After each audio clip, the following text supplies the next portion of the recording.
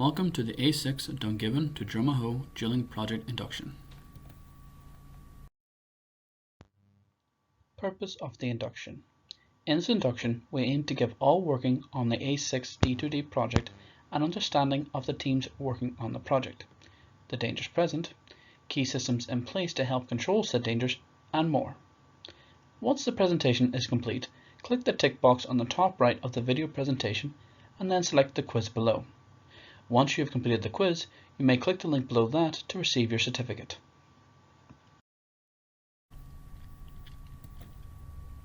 Index. The following presentation will give you an understanding of the project, of the hazards present, and our systems to deal with said issues. This presentation will be split into 3 sections: the project and its policies, hazards and risks, COVID-19 and environmental areas of concern.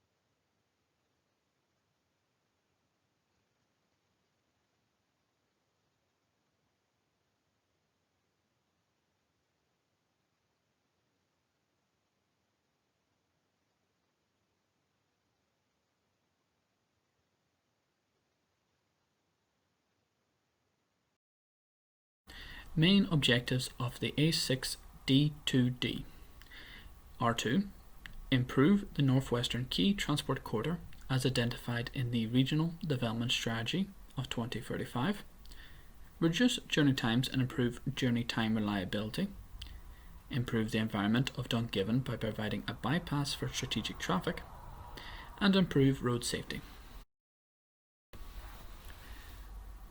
Construction on the project includes improvements of the A6 trunk road from single carriageway to dual 2-lane carriageway, 4 new compact grade separated junctions at the B118 Tamna Heron Road, the U1175 Gulf Road, the B69 Barnard Road, and the B74 Feeney Road.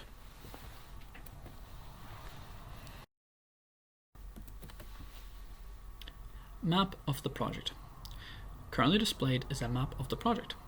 You can find a detailed map in the site office or online at a6d2d.com, as well as other information about the project, including monthly updates.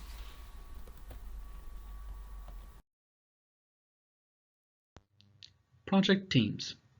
On the project, there are numerous teams working together. Here are a number of the core teams involved. Feel free to pause the video to read more about the individual teams. SWS JV, the principal contractor and principal designer. ACOM, the client representative and project manager.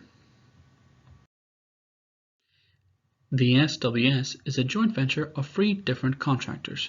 These include Cecere, Samag, and Willsbros. The Department for Infrastructure, often referred to as DFI, is the client for the project. ROD, the design consultant for the project. Considered Constructor Scheme, of which the JV is proud to have attained and maintain ultra-site status. Key personnel.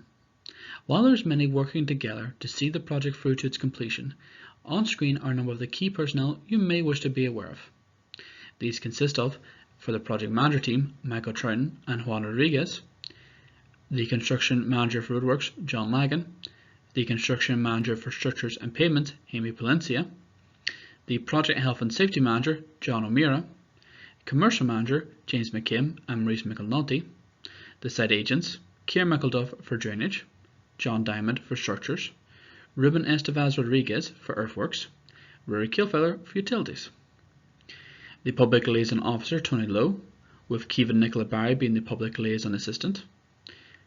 The environmental manager, Sarah Trainer, and the Quality Manager, Bill Davis.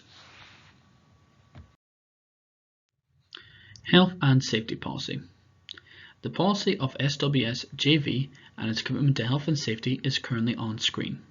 Feel free to pause the video and have a full read through to gain a good understanding of the JV's commitment to health and safety. Legal duties. Health and Safety at Work Order 1978. On screen are the employer's duties in commitment to the Health and Safety at Work Order of 1978. Feel free to pause the video to have a full read through and understanding of these duties and commitments. Employee-specific duties. On screen are the specific duties that all employees must adhere to while working on the project. Feel free to pause the video to have a full read through. Accident and Incident Reporting Procedure. All accidents, incidents, and near-miss events must be reported to management immediately.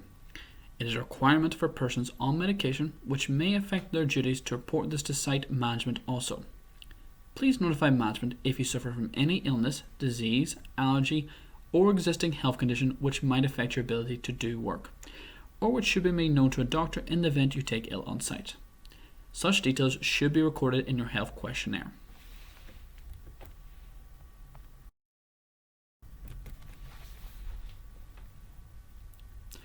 Zero tolerance behaviours. There shall be zero tolerance and dismissal from site of operatives for serious health and safety breaches. These breaches include, but are not limited to, working at height without adequate use of fall restraint if it is required, operating machine without appropriate certified training, interfering with scaffolding, using a mobile phone while operating a vehicle, working in an unprotected trench, breach of permit or working without a permit, working on site under the influence of illegal drugs or alcohol, creation of ignition source at or near live gas installations, and failure to report damage to utilities.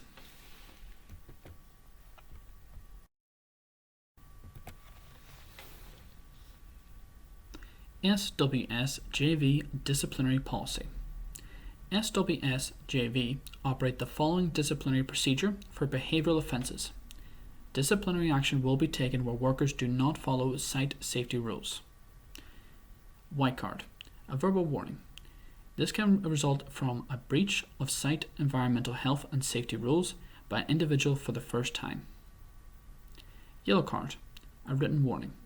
This can be a result of a serious misconduct requiring a more serious warning than the issue of a white card, but not warranting dismissal from the site. This will result in a minimum of a 2-day suspension. Red card, dismissal. This can be the result of gross misconduct relating to health, safety, and environmental matters. Remember, site rules are designed to keep you and others safe at work. Our main aim is to prevent accidents, not punish people.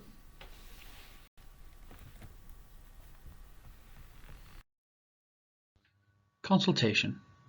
If there is any issue you would like to report, feel free to submit an observation card. Once filled in, please submit it to either your supervisor or foreman, a member of the health and safety team, or make use of the drop box at the project office. Toolbox talks should be conducted frequently on site, covering a wide range of issues. They will also be issued digitally via Safety Hub. Morning briefings should be attended every morning. Immediate concerns should be addressed. In the case of an emergency, always contact your supervisor or foreman about the situation directly and immediately. The minimum PPE requirements on the project is as displayed on the screen.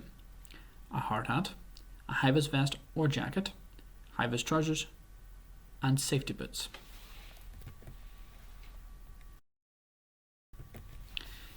Mental health. Do you need help? Remember, you are never alone. If you or someone you know needs help or support, there are a variety of confidential services available. The most important step in addressing mental health is starting the conversation. Being open can help others take their first step. The SWSJV promotes a number of outside organisations for supporting others. This includes Construction Industry Helpline, Samaritans, mates in mind, and campaign against living miserably, often referred to as CAM. Please see on screen a number of contact numbers and email addresses if in need.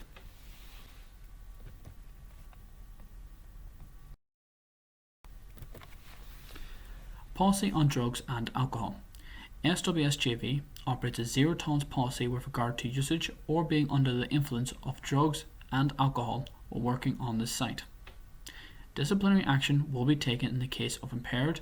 In terms of the policy, any person who has a breath alcohol concentration that exceeds 13 mg per 100 ml is deemed to be impaired due to alcohol and therefore in contravention of this policy.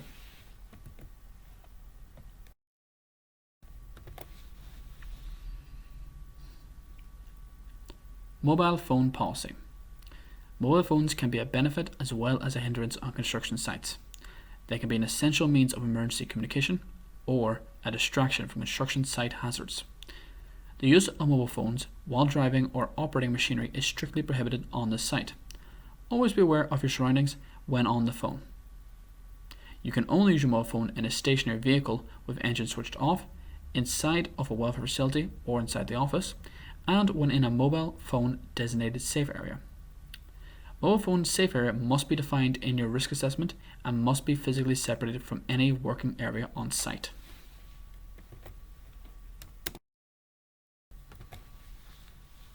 Stop work policy. Every SWSJV employee has the responsibility and authority to stop work immediately, without fear of reprisal, when the employee believes that either themselves or others are in immediate danger of harm. An immediate danger is defined as any condition or practice that could be reasonably be expected to cause death or serious injury, or environmental harm. When an employee, affiliate, or contractor encounters conditions or practices that appear to constitute an immediate danger, such individuals have the authority and responsibility to alert the affected workers. Resumption of work will not proceed until the condition has been evaluated and the appropriate remedial actions have been taken. Reporting unsafe conditions. Employees are expected to report any activity or condition which he/she believes is unsafe. Notification should be made to the affected workers and then to the supervisor or designee at the location where the activity or condition exists.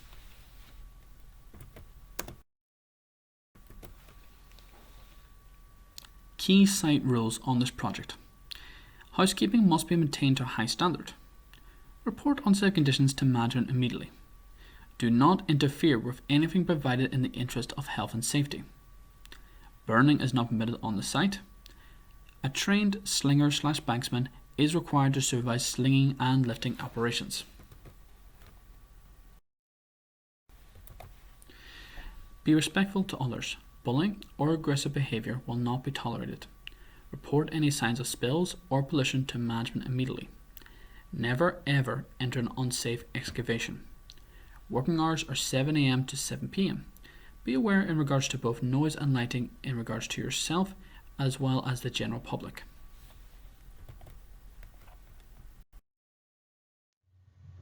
Working alone requires an individual risk assessment. No one is allowed to work alone in a high-risk area. On site, the maximum speed limit is 20 miles per hour. Slow down to 5 miles per hour in parking areas when driving by pedestrians or plant, and make sure to reverse park only. All cash items are to be stored away safely at the end of the day.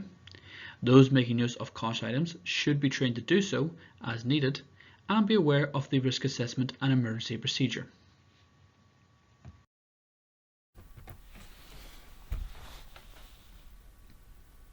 Key hazards.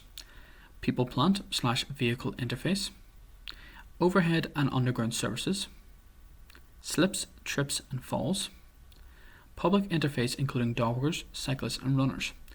Often the site will not be walled off, so people may unknowingly wander into the site.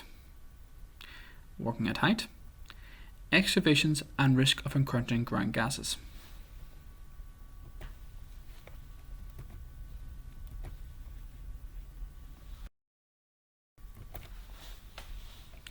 Dust, if present, should be risk assessed. Slurry tankers should be used if able. If unable to damp down and contain the dust, those working in area of dust should make use of appropriate PPE. This includes gloves, coveralls, and a respirator. Be aware of the effect that dust has on the public roads. Halves. All vibration tools should be checked before being used on site. Any tool with vibration value of over 64 ms should not be hand operated. All vibration tools on site should have a safe system of works.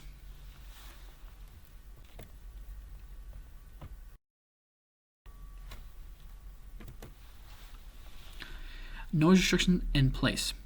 Areas with high levels of noise should be assessed and follow work regulations. Working in or near the water. Manual handling. Any person partaking in work activities that will involve manual handling should have received manual handling training. It is the HSE policy to limit unnecessary manual lifting as much as possible. Asbestos may be present on site. In case of doubts, stop work and ask for advice. Do not disturb it. If needles are found on site, inform your supervisor or foreman. Do not attempt to remove it without wearing appropriate protective gloves and given instruction by your supervisor or foreman. When found in a dangerous area, contact the local authorities.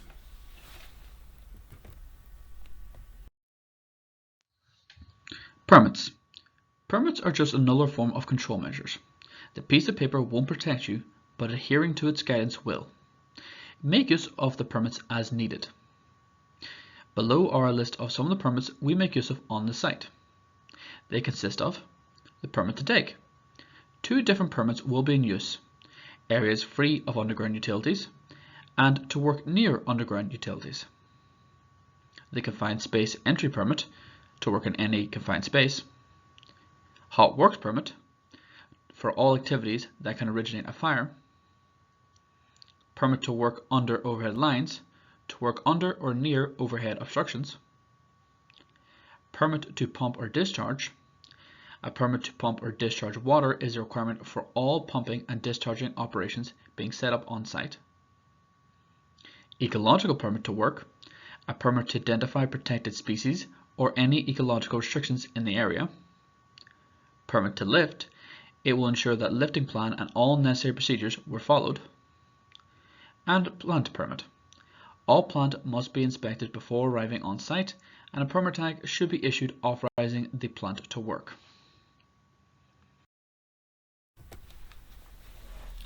Machinery on the public road. To operate plant machinery on the public road, you must be driving a road legal piece of equipment, hold a full Category B license as a minimum, be at least 18 years of age to operate plant between 3.5 and 7.5 tons, be 21 years of age to operate plant over 7.5 tons. An abnormal loads permit is required to transport plant in excess of 2.9 meters wide. A vehicle escort is required to transport plant between site accesses. Persons driving a vehicle carrying dangerous goods must, by law, hold an ADR license, which is the European Agreement concerning the international carriage of dangerous goods by road. A good example would be transporting a Bowser full of diesel by tractor.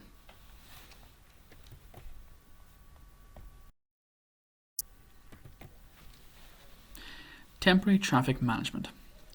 On this project, without exception, TTM must be in place if needed.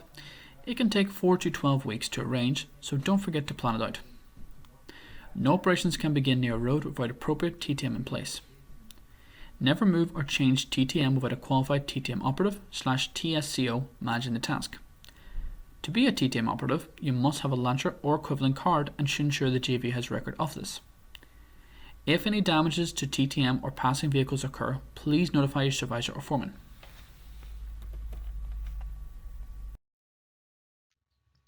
TTM must be manned at all times while in use by a trained TTM operative. When accessing the site, make use of a safe and approved access point. Never make a right turn onto site unless approved to do so with a safe system of works. The maximum speed limit on site is 20 miles per hour, and when near other plant, vehicles, machinery, or people, slow down to 5 miles per hour.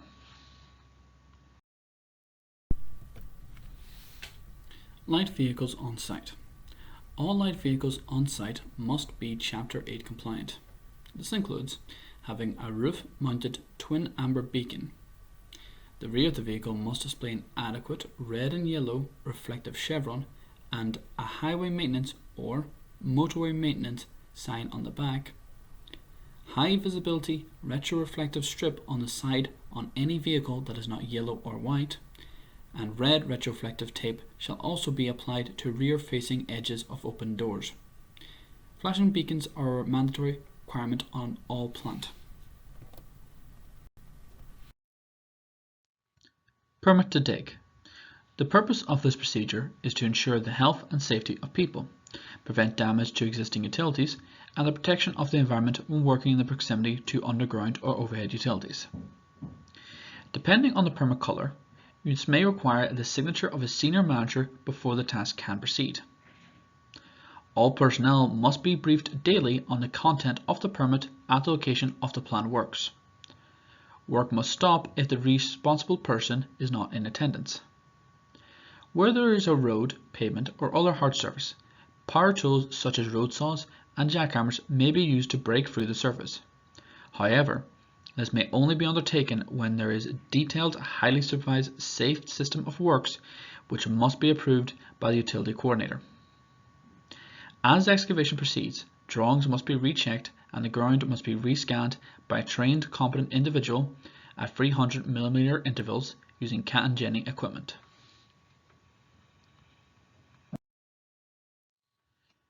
When excavating around a known utility, work must progress with a consideration given to the possible variations in the route and depth of the utility. Regular monitoring must be undertaken by the responsible person to ensure the work is being carried out in accordance with the permit controls. Where the line and level of the utility cannot be confirmed with confidence, trial holes under the control of the permit to break ground and specific rams must be carried out. Lifting operations. The lifting operations and lifting equipment regulations of 1999, often referred to as LOLER. Lifting equipment includes any equipment used at work for lifting or lowering loads, including attachments used for anchoring, fixing, or supporting it. The regulations cover a wide range of equipment, including cranes, excavators when used for lifting, forklift trucks, lifts, hoists, mobile elevating work platforms, and vehicle inspection platform hoists. The definition also includes lifting accessories such as chains, slings, eye bolts, etc. All lifts must have a lifting plan. Exclusion zones must be implemented. Never walk under a suspended load. All lifts must be controlled by a competent person. Taglines to be used where appropriate.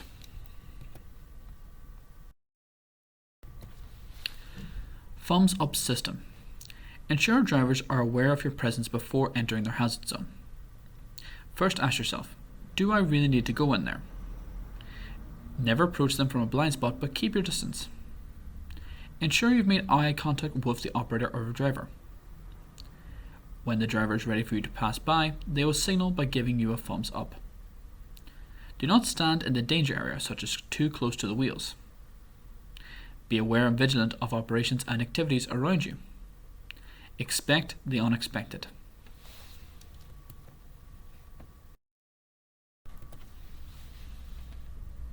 Alerting drivers and operators. The plant operator must place the bucket on the ground if operating an excavator. All plant must be switched off before giving thumbs up. Remove the keys when plant are not attended. On the images on the screen, you may see plant interface zones, highlighted in different colors and hatched marks. The yellow zones, all personnel involved with the plant operations must remain within the zone to maintain visual contact with the plant operator. Amber zones. Entry prohibited until positive visual contact is made with the plant operator. The slew arm hydraulics grounded and the machine is immobilized using the safety lever. Red zones. Entry prohibited unless the machine is completely isolated with the slew arm attached, bucket grounded, the machine immobilized using the safety lever, and the engine is switched off. Hatch zones. Denotes typical sightlines of the plant operator.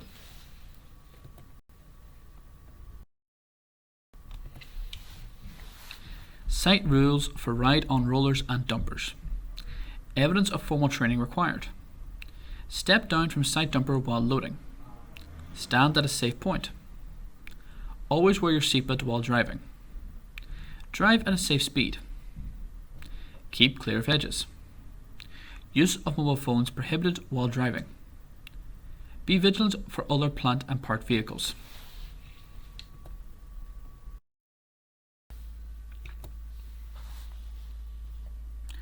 COVID-19, the basics. Signs and symptoms of COVID-19. The following symptoms may develop in the 14 days after exposure to someone who has had the COVID-19 infection. Dry cough, difficulty in breathing, fever, loss of taste and or sense of smell. If you or any member of your household has had any of these symptoms, the entire household should self-isolate. For prevention, we recommend that you wash your hands well and often to avoid contamination. Cover your mouth and nose with a tissue or sleeve when coughing or sneezing and discard used tissues. Avoid touching eyes, nose or mouth with unwashed hands. And clean and disinfect frequently touched objects and surfaces.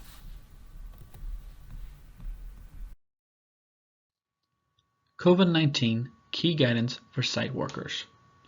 Try and maintain a 2 meters social distancing at all times where possible. Implement mitigation measures for unavoidable close working. If you receive a positive test result, self-isolate in line with government guidance. Restrict numbers in canteens and site vehicles, where face coverings if travelling together is required. Report all positive test results as well as any concerns to SWS management.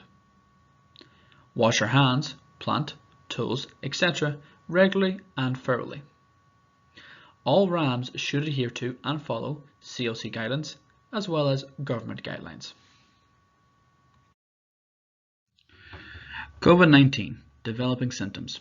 If you develop symptoms for COVID-19, additionally to self-isolating, contact your supervisor or line manager to inform them of the situation. You'll be asked to complete a COVID-19 information profile. They'll be looking to find out who else you may have been in close contact with recently. The NHS website classifies close contact as close face-to-face contact under 1 meter for any length of time, including talking to them or coughing on them, being within 1 to 2 meters of each other for more than 15 minutes, including travelling in a small vehicle.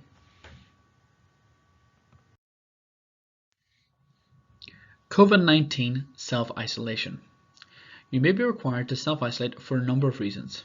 This can include awaiting test results due to being symptomatic, identified as a close contact, or travel. If it returns positive, self-isolate for 10 days, starting from the initial test date. If it returns negative and you have been double vaccinated for over 14 days, you can return to work. If not, then you must self-isolate for 10 days, starting from the initial test date. Before returning to work, you should complete a report form. This is subject to change. Please refer to the NI Direct for up-to-date guidelines. Make sure to keep your supervisor informed if you have to self-isolate for any reason. Ecology and nature conservation. Special areas of conservation are those which have been given protection under the Conservation Regulations of 1995. They may have been designated because of a possible threat to the special habitats or species which they contain, and to provide increased protection to a variety of animals, plants, and habitats of importance to biodiversity both on a national and international scale. The river fauna and tributaries. The river fauna and tributaries is designated as a special area of conservation, area of special scientific interest, which comprises approximately 60 kilometers of river, including the river fauna and its tributaries, which also include the Foreland River and the Burntullet River. All necessary precautions will be taken when working in the vicinity of the Fawn River and its tributaries to avoid any potential pollution of the aquatic and riparian habitats. The river row and tributaries. Within the study area, the site consists of the narrowly defined corridors of the Roe, Owen Beg, and Owen Rye rivers, which will form part of the River Row and tributaries special area of conservation. All necessary precautions will be taken when working in the vicinity of the River Roe, Owen Beg, and Owen Rye, rivers to avoid any pollution in the aquatic and riparian habitats.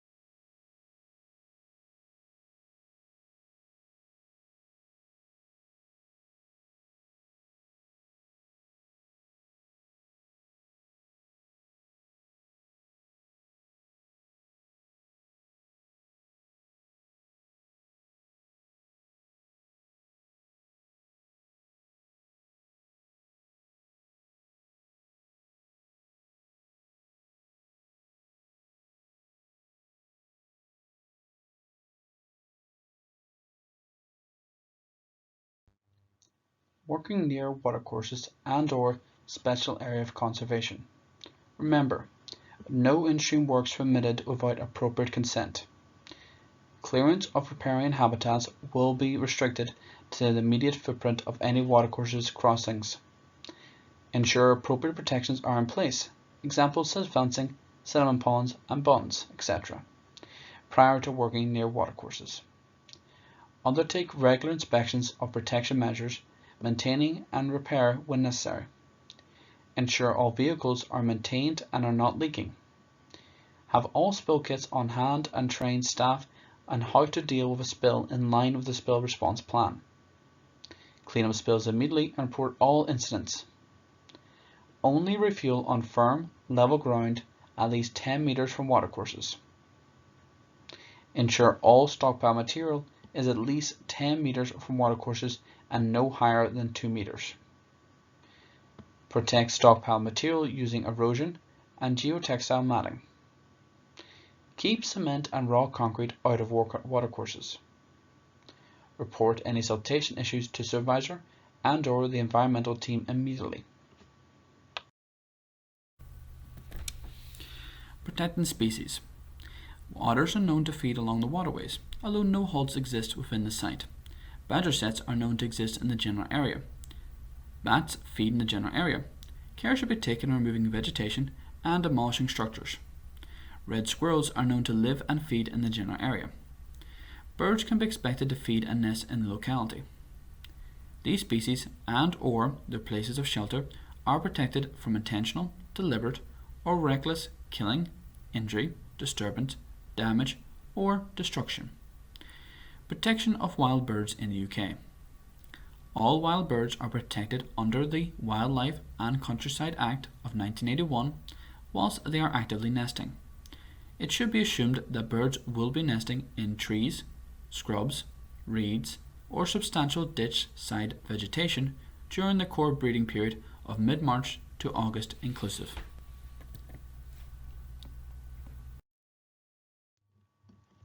Invasive species.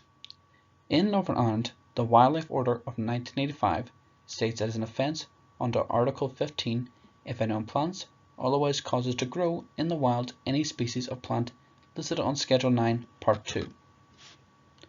For this project, there are 3 key plants you should be aware of. They are the Japanese knotweed. These can be identified by their stems with zigzag growth pattern, green with red and purple flecks. Their leaves, lush green shovel-shaped leaves with a pointed tip. Their flowers, creamy white coloured panicles of flowers. The Himalayan balsam, with their stems which may be green or striking red, often a mixture of the two. And their flowers that can vary between white, pink and purple, with 5 petals giving a hooded appearance.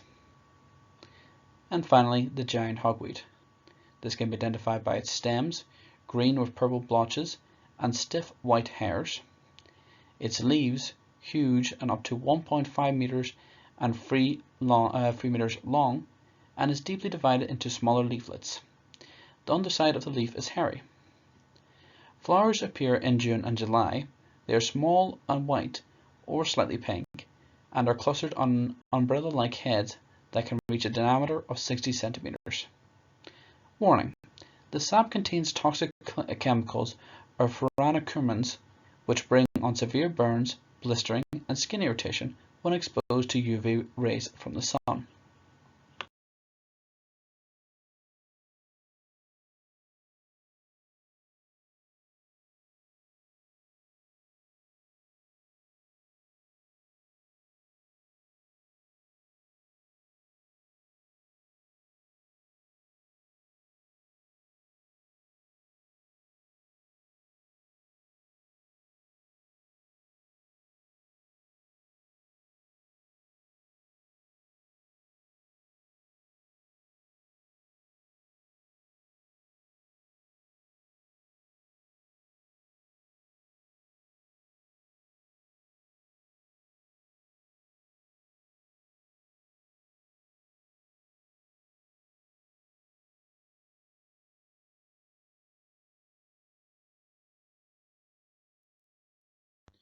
Silt.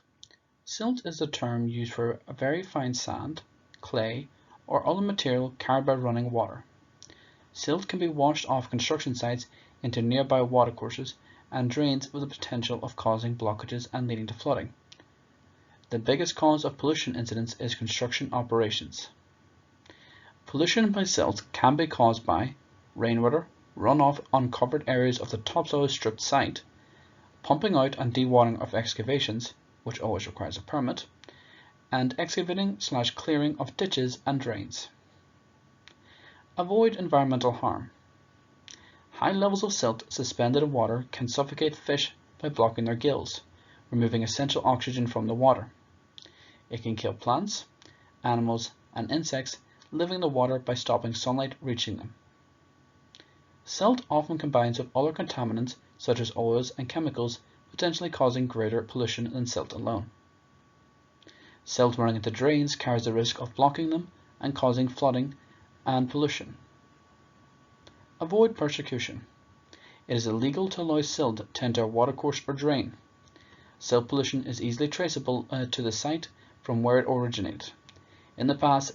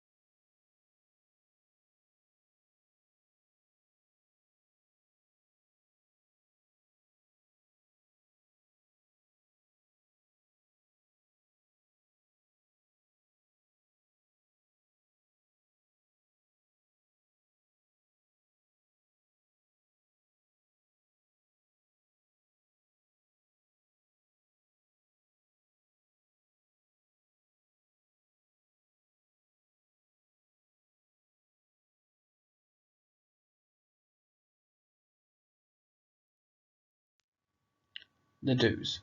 Only discharge silty water into designated settlement systems. Check the site drainage and settlement systems are working.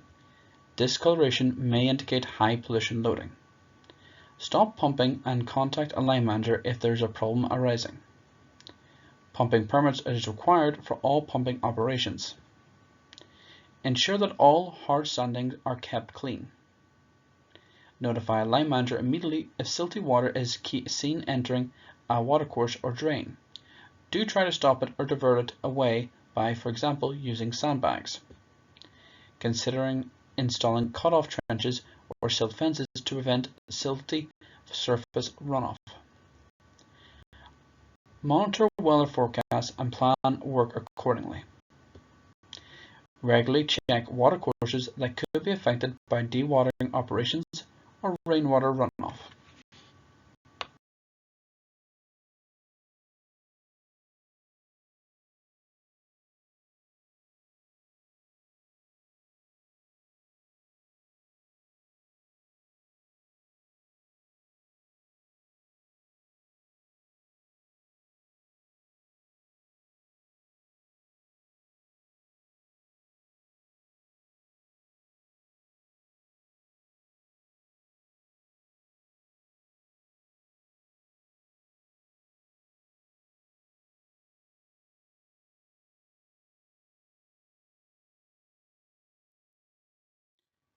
The don'ts. Do not water any excavation without notifying a supervisor/environmental team. Do not pump silty water directly into rivers, ditches, or surface water drains. Do not strip land of vegetation unless it is absolutely necessary. Vegetation reduces silt runoff. Do not store soil, stone, or similar materials within 10 meters of watercourses or drains. Do not dig a grip to release ponded water to a watercourse or drain.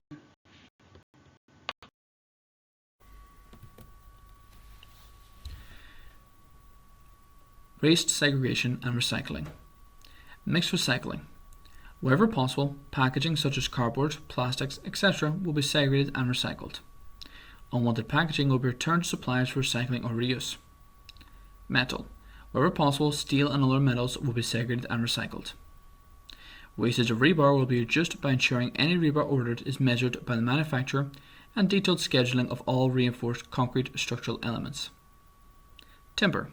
Wherever possible, uncontaminated timber waste such as pallets, offcuts, damaged timber will be segregated and recycled.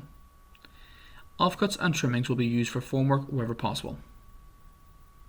Skips and bins in the on-site recycling centre within the site compound are monitored to ensure that cross-contamination of segregated skips and bins does not occur. All appointed subcontractors will be required to work in accordance with the approved SWMP. Subcontractor works operations will be managed by our site supervisory staff to ensure appropriate procedures are being followed.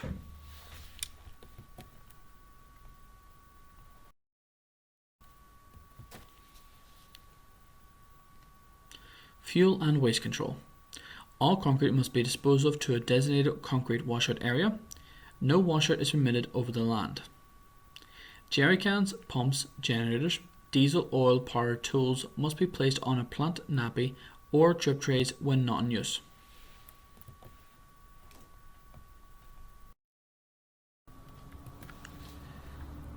Spill procedure. In the event of hydraulic hose breakage, use your spill kit to contain the spill. Then immediately notify your supervisor. Check for leaks and spills daily. All spills must be reported to your supervisor and dealt with immediately.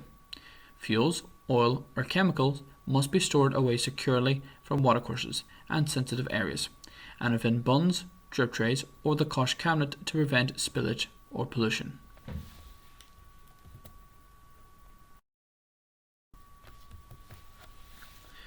Minor injury units. A minor injury unit can treat injuries that are not critical or life-threatening. You may wish to consider attending a minor injury unit if it is suitable for the type of injury that you have. Type of injuries that can be treated at a minor injury unit: broken bones, sprains, bruises and wounds, bites, either human, animal and insect, burns and scalds, wound infections, minor head injuries, broken noses and nosebleeds, foreign bodies in the eyes and nose. In case of doubt, go to Dungiven Hospital.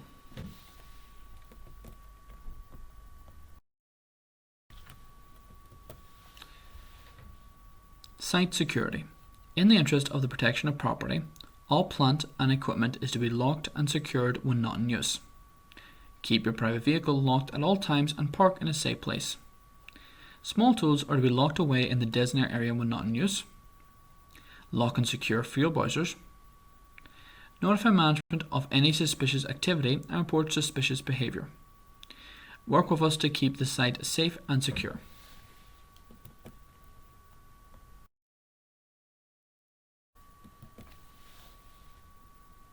And this concludes the end of the A6 Dromahode Dungiven induction. Please remember to work safely, and thank you for listening.